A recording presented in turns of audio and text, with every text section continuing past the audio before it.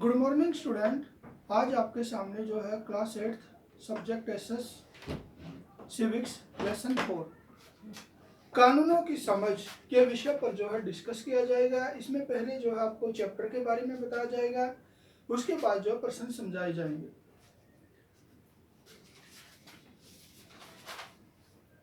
अध्याय परिचय।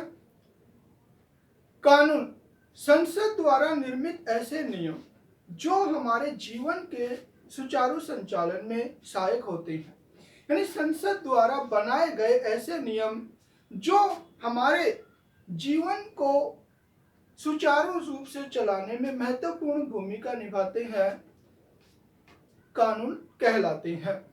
कानून का शासन।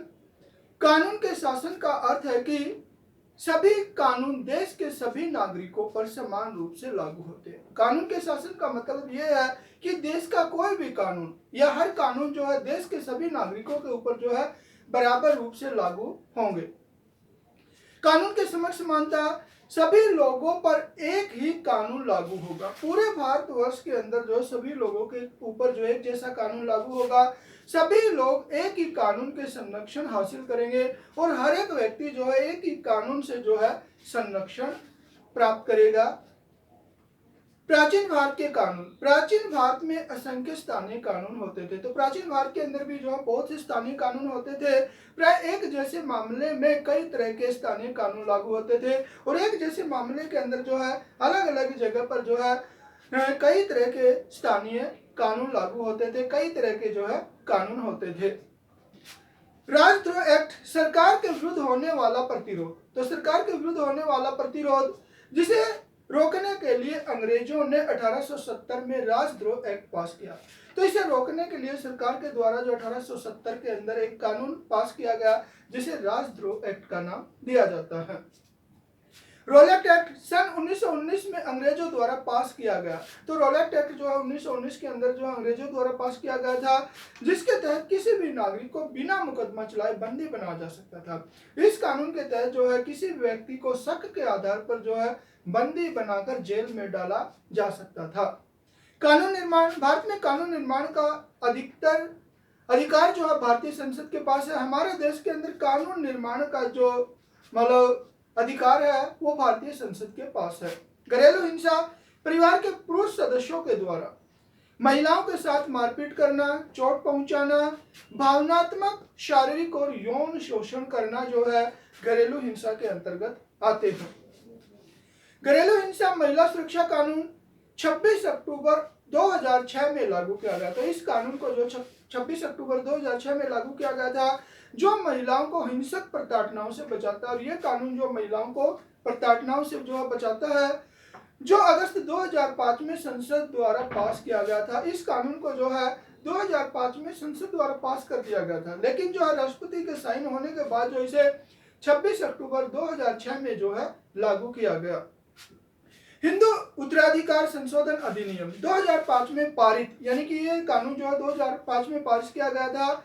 इस अधिनियम के अंतर्गत बेटों, बेटियों और उनकी मां को संपत्ति में बराबर का हिस्सा मिलेगा। तो इस कानून के अंतर्गत ये नियम बनाया गया है कि जो परिवार की संपत्ति है उनके अंदर जितना बेटों को अधिकार है उतना ही जो है बेटियों को भी अधिकार है, और इनके माता को भी जो है उतना ही अधिकार है जितना बेटा और बेटी को है।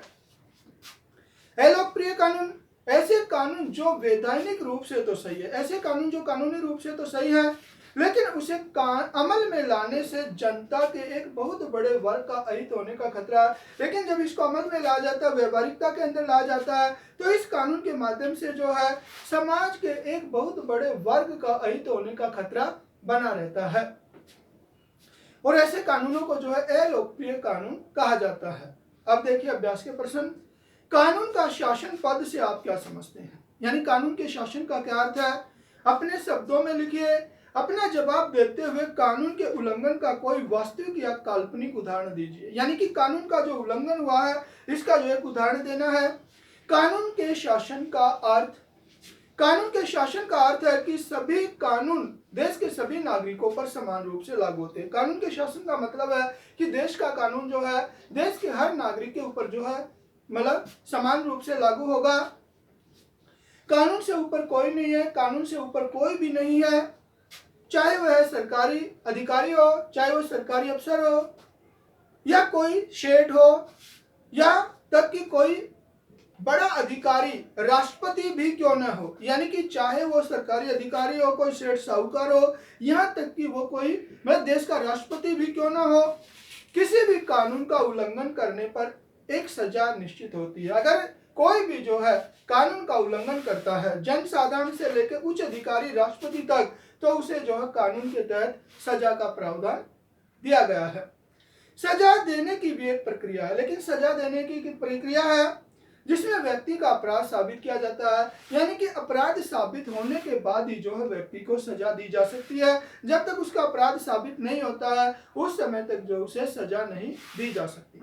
उदाहरण, हमारे गांव को जाने वाली सड़क पर पुलिस नाका लगाकर बिना हेलमेट के वाहन चलाने वालों का चालान काट रही थी। तो हमारे गांव की तरफ जो एक सड़क जा रही है, वहां पर जो है पुलिस के द्वारा वाहन चालकों का चालान काटा जा रहा था। जो मतलब हेलमेट वगैरह नहीं पहने हुए थे उनके चालान काटा जा रहा था। पुलिस ने एक बीमार वृद्ध को लेकर जा रहे युवक का बिना हेलमेट के स्कूटर चलाने के कारण 200 रुपए का चालान काट दिया। तो वहां से जो है एक व्यक्ति आता है जो पीछे एक वृद्ध व्यक्ति को जो है बीमार वृद्ध व्यक्ति को बिठाए हुए है, लेकिन अपने जो है उसने हेलमेट का प्रयोग नहीं कर रखा है, जिसकी वजह से जो है पुलिस के द्वारा 200 रुपए का जो उसका चालान काटा गया है। लेकिन तभी वहां से एक मोटरसाइकिल पर सवार होकर 2 वर्दीधारी पुलिस वाले निकले। लेकिन तभी क्या होता है कि एक मोटरसाइकिल पर सवार होकर 2 पुलिस वाले यानी वर्दीधारी वहां से जाते हैं। पुलिस ने तो उन्हें रोका और न ही उनका चालान काटा। पुलिस ने उन्हें रोकने की भी कोशिश नहीं की गई और न ही उनका चालान काटा गया है। इस प्रकार कानून का खुला उल्लंघन हुआ है। तो इस प्रकार जो है यहाँ पर कानून का उल्लंघन होता हुआ दिखाई दे रहा है। नेक्स्ट देखिए, इतिहासकार इस दावे को गलत ठहराते कि भारत में कानून का शासन अंग्रेजों ने शुरू किया। तो हमारे जो इतिहासकार हैं वे इस दावे को गलत ठहराते हैं कि भारत के अंदर जो कानून का शासन शुरू करने का कार्य जो अंग्रेजों के द्वारा किया गया था। इसके कारणों में से 2 कारण इस प्रकार हैं। प्राचीन भारत में असंख्य स्थानीय कानून थे। तो शुरू से ही हमारे देश के अंदर जो है स्थानीय कानून होते थे। प्राय एक जैसे मामलों में कई तरह के स्थानीय कानून लागू होते थे और एक जैसे मामलों के अंदर जो है अलग अलग जगह पर अलग अलग स्थानीय कानून मान्य होते थे। प्राय माना जाता है कि भारत में कानून का शासन अंग्रेजों ने शुरू किया। ऐसा माना जाता है कि जो कानून का शासन जो है भारत के अंदर अंग्रेजों के द्वारा शुरू किया गया था। लेकिन इतिहासकारों ने इसके विरोध में निम्नलिखित तर्क दिया। लेकिन इतिहासकार ये कहते कि हमारे देश के अंदर तो पहले से ही कानून का शासन था, अंग्रेजों के द्वारा जो है नहीं शुरू किया गया। इसके जो पक्ष में 2 तर्क दिए गए हैं।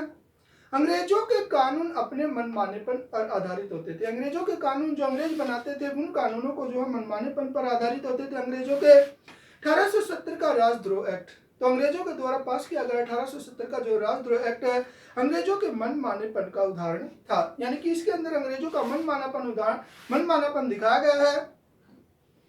इसके अंतर्गत अगर कोई भी व्यक्ति ब्रिटिश सरकार का विरोध या आलोचना करता है, इस कानून के तहत अगर कोई भी व्यक्ति ब्रिटिश सरकार की आलोचना भी करता है, सही आलोचना भी करता है, तो उसे मुकदमा चलाए बिना ही गिरफ्तार किया जा सकता है। यानी उस व्यक्ति को ब्रिटिश सरकार की जिसने आलोचना की है बिना मुकदमा चलाए जेल में डाला जा सकता है। और यह कानून जो है साफ तौर पर यहाँ पर दिखाई दे रहा है कि अंग्रेजों का अपने मनमानेपन पर आधारित है। ब्रिटिश भारत में कानूनी मामलों के विकास में भारतीय राष्ट्रवादियों ने एक अहम भूमिका निभाई थी और ब्रिटिश भारत के अंदर अच्छे कानून बनवाने में, यानी अंग्रेज तो अपने मनमाने पर आधारित कानून बनाते थे, लेकिन उनको एक नया रूप दिलवाने में जो है भारतीय राष्ट्रवादियों ने अहम भूमिका निभाई थी। यानी कि उनके ऊपर दबाव डाल के अच्छे कानून बनवाने का कार्य जो है भारतीय राष्ट्रवादियों के द्वारा किया गया है। अगला देखिए, घरेलू हिंसा पर नया कानून किस तरह बना। महिला संगठनों ने इस प्रक्रिया में अलग अलग तरीके से क्या भूमिका निभाई, अपने शब्दों में लिखिए।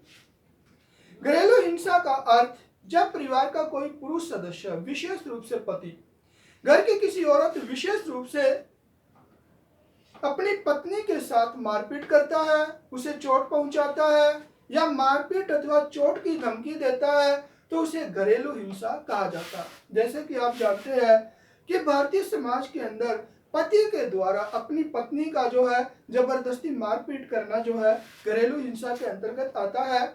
घरेलू हिंसा कानून का निर्माण। कई पतियों के द्वारा अपनी पत्नियों को बुरी तरह पीटा जाता है। आज भी देखते हैं कि बहुत से पतियों के द्वारा जो अपनी पत्नियों को जो है जबरदस्ती से, बेरहमी से पीटा जाता है। पत्नियों के साथ बुरा व्यवहार किया जाता है, पत्नियों के साथ जो है अभद्र व्यवहार किया जाता है, अथवा वृद्ध महिलाओं को घर से बाहर निकाल दिया जाता है। और जो वृद्ध महिलाएं हो गई है, जो अब कोई काम नहीं कर सकती, ऐसी महिलाओं को जो है बहुत से व्यक्ति जो है अपने घर से बाहर निकाल देते हैं।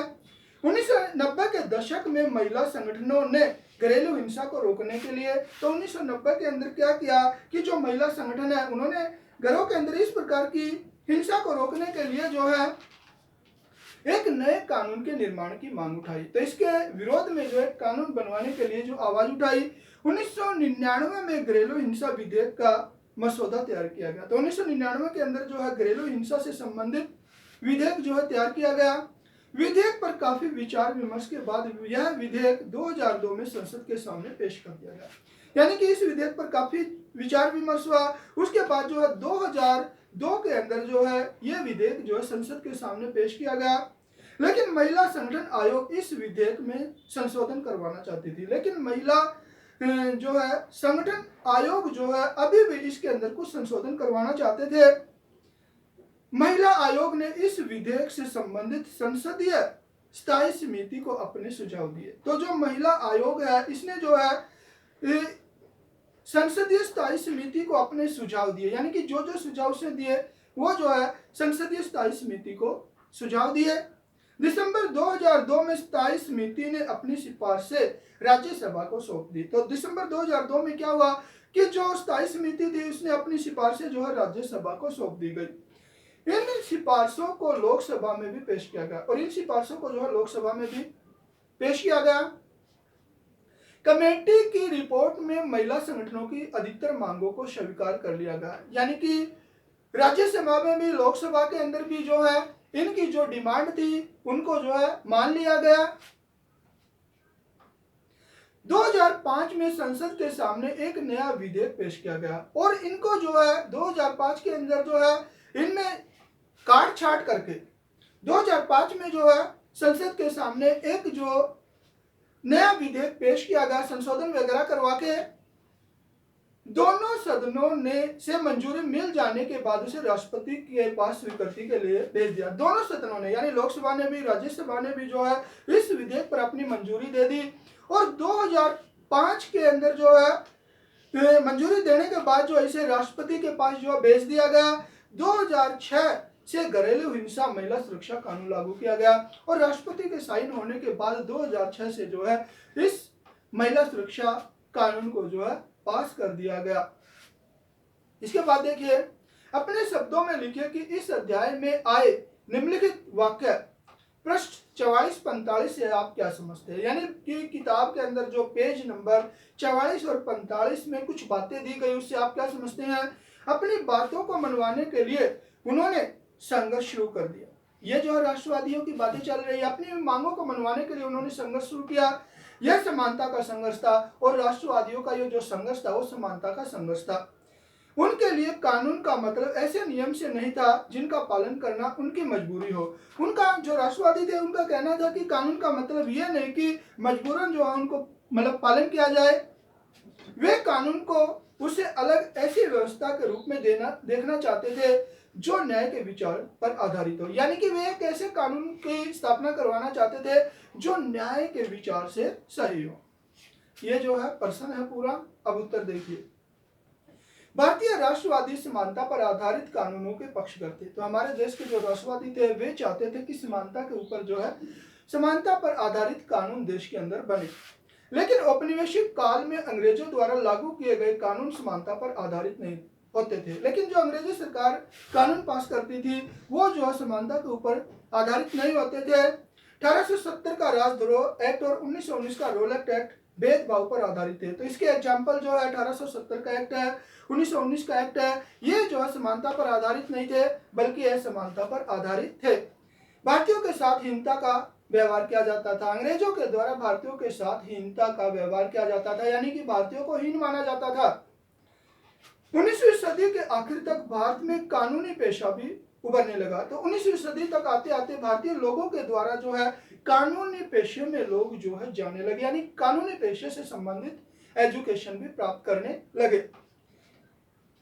कानूनी पेशे में लगे भारतीयों ने मांग की कि जो कानूनी पेशे के अंदर लगे हुए थे भारतीय, उन्होंने मांग की कि औपनिवेशिक अदालतों में उन्हें सम्मान की दृष्टि से देखा जाए, यानी कि जो हमारे वकील थे, जजेस थे, वो जो कहते थे कि अंग्रेजी सरकार के अंदर उन्हें भी जो है सम्मान की दृष्टि से देखा जाए। ऐसे भारतीय कानून विशेषज्ञ अपने देश के लोगों के अधिकारों की मांग के लिए कानून का प्रयोग करने लगे, और जो कानूनी पेशे को जानने वाले लोग थे, उनके द्वारा जो अपने भारत के लोगों के अधिकारों की मांग के लिए जो है डिमांड करनी शुरू कर दी। भारतीय न्यायाधीश भी निर्णय लेने में पहले से अधिक भूमिका निभाने लगे, यानी पहले भारतीय जो न्यायाधीश थे उनको अंग्रेजों के खिलाफ किसी भी प्रकार का कोई निर्णय लेने का अधिकार नहीं था। लेकिन धीरे धीरे जो है कानूनी पेशा उभरने के बाद, यानी भारत के अंदर कानूनी पेशा उभरने के बाद जो उन्होंने डिमांड रखी, और भारतीय न्यायाधीशों की भी जो है वैल्यू बढ़ी, उनका भी जो है मान सम्मान बढ़ा। उन्होंने मांग की कि भारतीयों को कानून की दृष्टि में ब्रिटिश लोगों के समान समझा जाना चाहिए, और उन्होंने ये मांग की कि जिस तरह से भारतीय ब्रिटिश न्यायाधीशों के सम्मान है, इसी तरह जो भारतीय जो न्यायाधीशों का, वकीलों का जो है सम्मान होना चाहिए, उन्हें भी जो है बराबर का अधिकार मिलना चाहिए, तथा दोनों पर समान रूप से कानून लागू होने चाहिए, और दोनों पर एक जैसे कानून लागू होने चाहिए। तो बच्चों, आज आपके सामने जो है हिस्ट्री में जो आपकी एसएस है, सिविक्स के अंदर जो है लेसन 4 कानूनों की समझ के बारे में जो है बताया गया है। इसको आपने जो है अच्छी प्रकार से, यह अभ्यास के प्रश्न है, लेसन इंट्रोडक्शन है, समझना है, और प्रश्नों को जो है कॉपी में भी लिखना है। धन्यवाद।